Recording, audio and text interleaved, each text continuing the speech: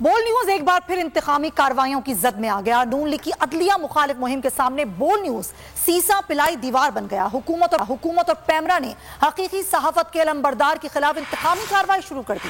मुअज़्ज़िज़ जज साहिबान के हक में खबर नशर होते ही मुल्क के बेशतर शहरों में बोल न्यूज बंद करा दिया गया। केबल ऑपरेटर्स बोल न्यूज ना दिखाने के लिए उन पर दबाव डाला जाने लगा। बोल ने आला अदलिया से मामले पर आज खुद नोटिस लेने की अपील कर दी। साथ ही अज़म दोहरा दिया कि बोल अदलिया की इज्जत के लिए खड़ा है और खड़ा रहेगा। अगर आपको ये वीडियो पसंद आई है तो हमारे चैनल को सब्सक्राइब करें और बेल आइकन पर क्लिक करें। जिंदगी एक मैदान है और PSL 8 में हर टीम को छूना आसमान है।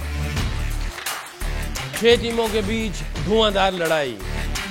ये शोर ना लड़ाई का है ना डर का, ये शोर है जीत का, ये शोर है जुनून का। खेल का जुनून रोजाना रात 11 बजे सिर्फ बोल न्यूज पर।